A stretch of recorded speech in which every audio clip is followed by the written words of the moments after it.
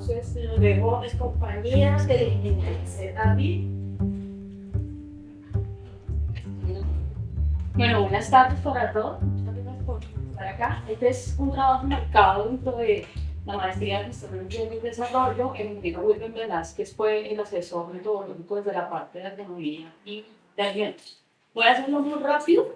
Básicamente acá se miran tres cosas y esto está enfocado como un acercamiento al riesgo sistémico y los efectos en cadena. ¿Qué tomamos? Amenaza por movimientos en masa a lo largo de un corredor vial, considerando las variables de cambios en la precipitación y enfocándonos especialmente en solamente una partecita de la seguridad alimentaria, que fue el acceso. De hecho, en estos territorios no solamente es fácil hablar de seguridad alimentaria, sino que hay que hablar más de soberanía alimentaria, porque los territorios son importantes en términos de indígenas, especialmente indígenas. ¿Qué pasa con la seguridad alimentaria? Depende de su disponibilidad, que está más enfocada a los cultivos. El acceso es un puente que genera esa estabilidad en qué tengo de cultivos y a dónde los puedo llegar. Y dentro del acceso está una subdimensión que es el transporte. ¿Por qué esto es importante? Y hay tres mapas interesantes por ver. Primero, los nodos regionales de cambio climático, donde tanto Cauca como Nariño se encuentran en la misma zona. Segundo, porque la disponibilidad de la frontera agrícola, en donde tenemos la posibilidad de crecer, fíjense la densidad tan grande en la que también se encuentra este tramo que conecta dos capitales de departamentos del sur del país. Y por último, porque la densidad de la infraestructura vial con la que contamos en el país está mucho más hacia la zona central y norte y vemos cómo la disponibilidad vial en el sur del país es bien reducida.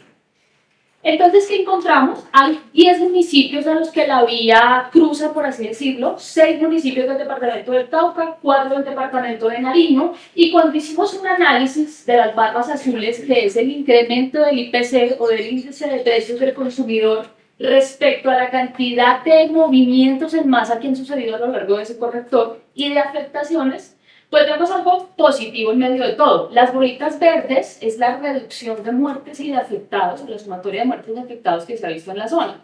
Pero fíjense cómo el índice de precios del consumidor parece que creciera y que no tuviera nunca un tope. Y a su vez, pues las variaciones de los eventos asociados a movimientos en masa, pues ellos van haciendo lo que pueden, suben y bajan porque pues precisamente esa variabilidad climática en la zona. Pero dijimos, bueno, ¿y entonces qué pasa con el acceso a los alimentos? El Programa Mundial para los Alimentos, a través de la FAO para Colombia, sacó el año pasado un informe en donde se determinó que aproximadamente el 30% de la población en Colombia estaba en inseguridad alimentaria. Y de ese 30%, Cauca y Nariño aportaban aproximadamente el 22% de familias. Entonces, es como contradictorio porque uno empieza a ver esa frontera agrícola tan grande y esa dispensa que es Nariño para el centro del país. Fuimos hasta el territorio, hicimos unos ejercicios, sobrevolamos, porque en enero del año pasado, el 9 de enero, sucede un evento de reducción en masa, un deslizamiento, conocido como Rosas Cauca. La OCHA hace un análisis de afectación, levantan un EDAN y se determina que por lo menos 160 familias afectadas, 64 viviendas completamente destruidas y movilizadas por el movimiento de masa, 300 metros de la vía se pierde por completo. Y en torno a lo que nos interesaba en ese momento, que era ver transporte y productos, automáticamente hubo un aumento del 50% en el flete de pasajes, aun cuando dos de los peajes, el peaje del Bordo y el peaje antes de entrar a Nariño, dejaron de cobrarse para intentar facilitar el ejercicio. Entonces, estos aumentos de precios a qué nos llevaron? Nos llevaron también a analizar, a través del CIPSA, y esto es información que tiene la nueva UPRA, ¿cómo se modificaron esos precios después del evento inestable? Entonces, después del 9 de enero, fíjense cómo para el Cauca, los valores, por ejemplo, de la papa capira, que es un alimento que llega al centro y que va al norte del país, empezó a bajar considerablemente, porque ya no estaba llegando. Y uno pensaría, debería subir. No, donde se quedó la papa, porque no pudo salir, que fue en Nariño, los precios empezaron a aumentar. Entonces, es que contradictorio, porque aumenta en un lado y disminuye en el otro cuando la papa se queda allá y no llega al centro del país. Se plantea esta metodología, básicamente que hicimos un ejercicio de analizar información geoespacial a través de geoestadística, implementamos el software QGIS, un software de sistema de información abierto, que no requería de licenciamiento, y propusimos que todas las variables de entrada llevaran a analizar primero la amenaza con su variabilidad respecto a los porcentajes de precipitación que aumentaban o disminuían por cambio climático. Segundo, algunas variables asociadas al acceso a los alimentos de seguridad alimentaria. Y finalmente una estimación de pérdidas para ver dónde el transporte afectado por la promoción en masa tenía coincidencia con transporte de alimentos. Voy a saltar aquí por tomar el tiempo, pero básicamente cómo intentamos llevar entonces esto al análisis. Para empezar, digamos, a concatenar variables, tomamos información de precipitación del IDEAN a ver si era posible a través de las estaciones obtener rangos de datos mayores a 40 años con los cuales sí estuviéramos hablando de cambio climático y poder hacer esos traslados de información. Desafortunadamente, como pueden ver en esta región, la disponibilidad de información es poca. Entonces dijimos, por ahí no es, sigamos contando con tercera comunicación de IDEAN. No tuvimos a ver movimientos en masa, y entonces hay algo muy interesante con el reporte de emergencias de los movimientos en masa, y es que no todo es deslizamiento, pero las comunidades, al tener el desconocimiento, a todo le llaman deslizamiento, derrumbe, delave, avalancha, y poder hacer esa discretización no es sencillo. Entonces ahí también dijimos, bueno, a lo largo, o sea, se ve claramente la vía. Este es el reporte que aparece encima, que es el sistema que tiene el Servicio Geológico Colombiano. O sea, casi que trazan la vía, los movimientos en masa. Entonces dijimos, bueno, ¿y las vías qué hacemos? Aun cuando se tiene un ejercicio cartográfico interesante por IGAC, descubrimos que aproximadamente 60 planchas eran las que nos iban a servir para los territorios. Pero aquí la información, lo mismo, nuevamente un impedimento de poder trazar la información,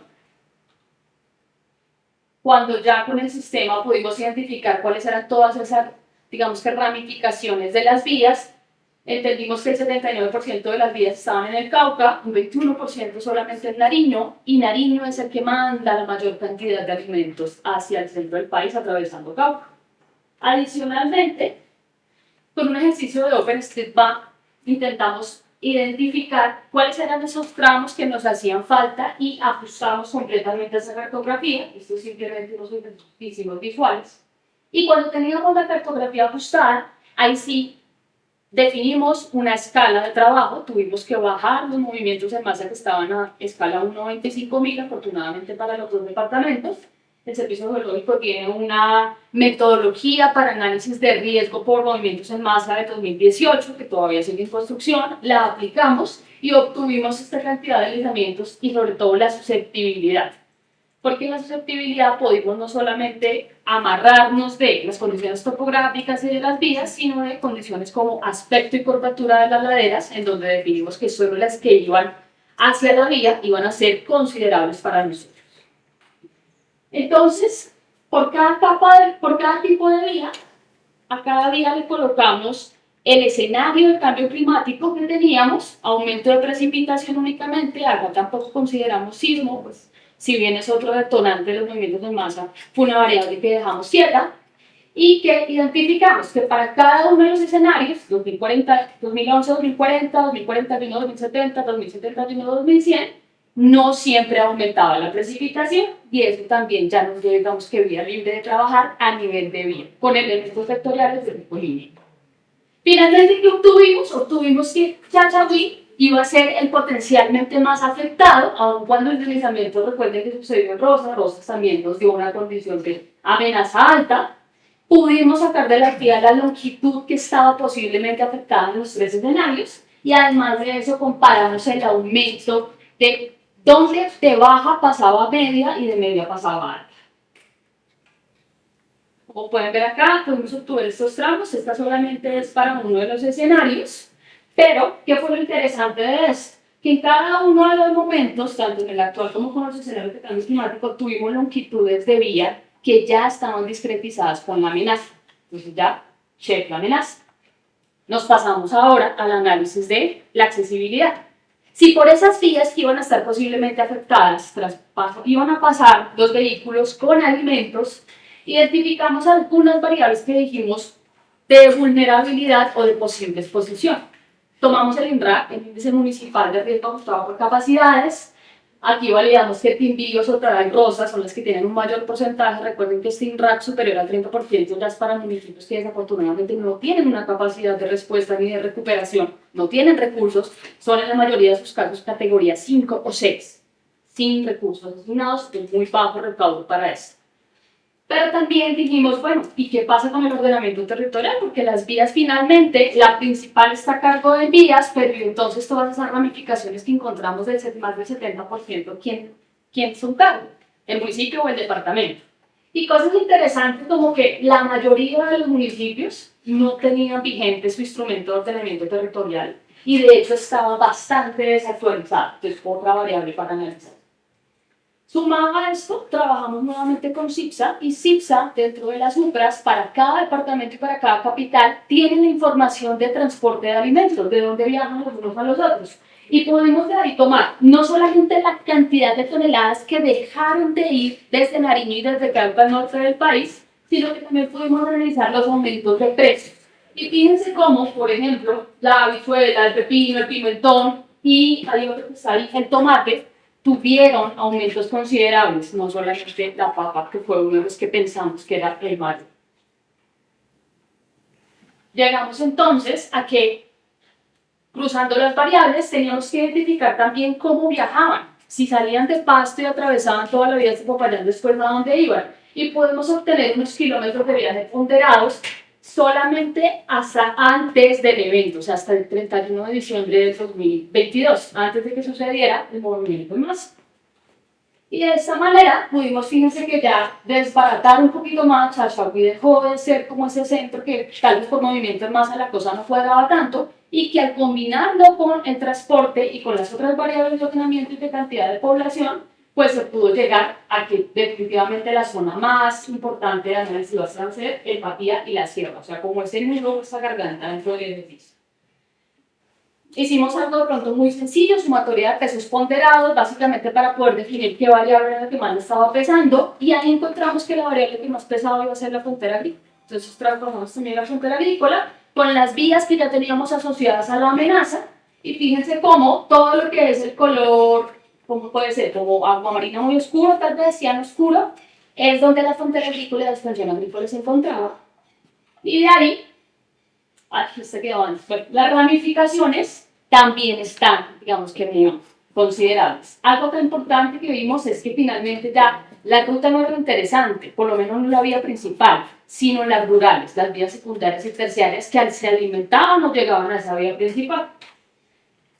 Finalmente, con la estimación de pérdidas dijimos, bueno, y entonces todo eso que está sucediendo y que el Patía y la Sierra fueron los puntos que conflictúan donde mayor pérdida puede haber porque el transporte no podría llevar alimentos, veamos precios, veamos eso en pérdidas, ¿qué parece? Y básicamente todos los titulares se enfocaron en eso, en enero, en febrero y el año pasado, y fue toda la cantidad de dinero que se perdió y que la economía se vio afectada en la zona.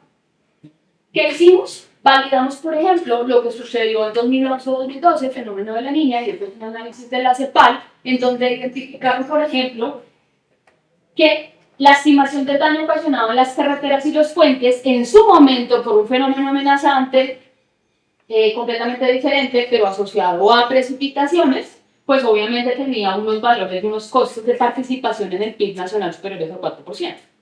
Recuerden que las inversiones de PIB para gestión del riesgo no superan el 1%, entonces ahí ya empezamos a ver unas variaciones muy importantes. Y aquí, entonces ya calculamos esas pérdidas en el 2023 con todos los datos que ya teníamos, encontrando que pues definitivamente Pasto tenía un porcentaje asociado mayor, pero además de eso ya las capitales como Popayán de Cauca, que dejaba también que recibir todo su transporte, pues iba a ser la que llevaba como el seguimiento. Hicimos también un análisis de valores ya asociados a qué era lo que más pesaba. Evidentemente, para estos territorios volver a recuperar su infraestructura, recuperar 300 metros de vida con todo un caos, aún no se ha terminado por completo, pero el siguiente punto o aspecto importante fue que se perdió aproximadamente un 20% de producción y comercialización de alimentos. Ya que era algo importante y es porque el pasto subía. Y el pasto subía porque desafortunadamente los fletes de combustible aumentaron. Entonces, de allá para acá no venían alimentos, pero de allá para allá no llegaba el combustible. Ese fue un análisis que lo hicimos. Lo que sí consideramos, te quedan 2 minutos, lo que sí consideramos fue cómo todo esto se podía resumir entonces en definir unas medidas de adaptación para estos problemas. Tuvimos entonces un ejercicio a nivel ya del municipio, enfocándolo más a sus planes de desarrollo territorial para este inicio del semestre. Hicimos la propuesta de 36 medidas, las cuales quedaron muy particularizadas en cada territorio, estructurales y no estructurales. Y consideramos el análisis departamental de vulnerabilidad y riesgo frente al cambio climático para el sector agropecuario, que la FAO había hecho también para Cabo y Nariño, para ver qué tan posibles las medidas de adaptación se iban a pegar en cada uno de estos territorios. Con eso pudimos identificar básicamente cuáles eran los tramos en donde íbamos a tener potencialmente ese quiebre o ese punto de cierre, qué rutas alternas ellos podrían tomar para sacar sus alimentos, calculamos los costos y bueno, finalmente entregamos unas fichas de este estilo para cada uno de ellos, especificado por territorio, el tipo de, muy claro de medida que tenían que mejorar y un responsable asociado. Lo hicimos para la infraestructura vial, para el sector de transporte, para el acceso a los alimentos claramente y finalmente unas muy generales de marcadas en cuestión de riesgo de adaptación al cambio climático se les entregaron a los municipios y las adoptaron dentro de acciones en su plan de desarrollo territorial, porque esto es una escala macro, la idea es que ellos ya lo bajen y realicen sus estudios de detalle, pero más importante para darle validez o finalmente identificar si los ejercicios y los análisis pues dieron rutas considerables.